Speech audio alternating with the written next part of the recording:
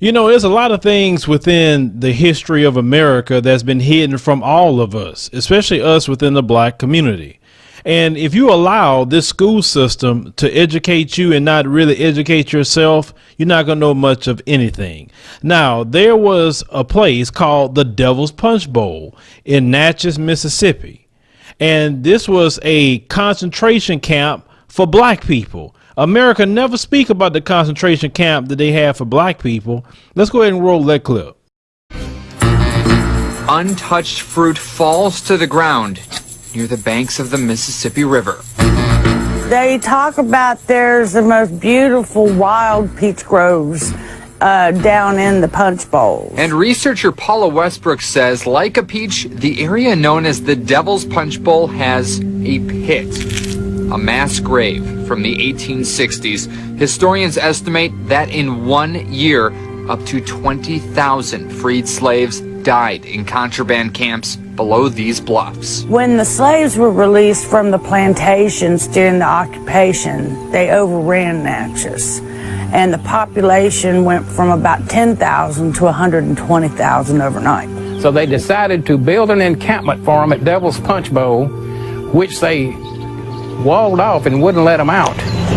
Don Estes is the former director of the Natchez City Cemetery. I just put my own tombstone right there. You see Estes? Learning history's been his life. He says Union troops ordered recaptured black men to perform hard labor. Straight down right here. While women and children were all but left to die in the 3 Punch Bowl prisons. Disease broke out among them, smallpox being the main one, and thousands died. They were begging to get out, turn me loose and I'll go home back to the plantation, anywhere but there. But they wouldn't let them out. The Union Army did not allow them to remove the bodies from the camp. They just gave them shovels and said bury them where they drop. And I'd really like to show you more of this terrain, but it's just too thick with greenery. These bluffs are also straight down, so not only is it dangerous to navigate, it's still very mysterious back there. It's a bed of alligators and snakes. It would take Indiana Jones to get back in there at this point. Then you come on up washing away bluffs, and at the Devil's Punch Bowl that has so many people that no one knows how they got killed or when, and they're still down there wasted. And even to this day, they talk about wild peach trees that come up down there, but no one in Natchez will eat them because they know what the fertilizer was. When these people come up to you and act like they're the beacons of morality, and you should imitate them and be more like them, and say you're savage and, you know, you're inferior, oh, understand something. You have never did the things that these people have done. Now, just imagine you are getting off the plantation, of being treated like a slave. You're free.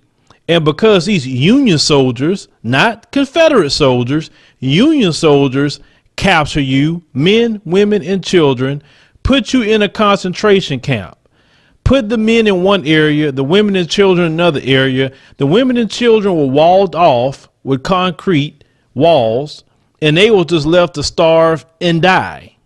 Women and children, just evil, demonic people. Then you had the men was put to so much hard labor that they was begging to go back to the plantation. That's how bad it was. And did you hear, in 1 year, 20,000 black people died. And these demons just say, oh, just bury them where they at.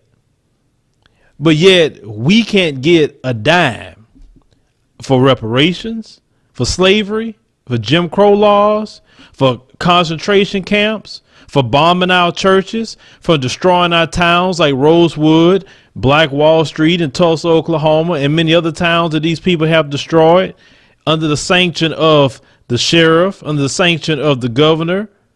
We don't get anything. But our so-called first black president, we'll put up a little picture up. He decides last year, kind of around this time, to earmark $12 million to Holocaust survivors, which the Holocaust didn't happen here, but yet he can do that and no one says anything.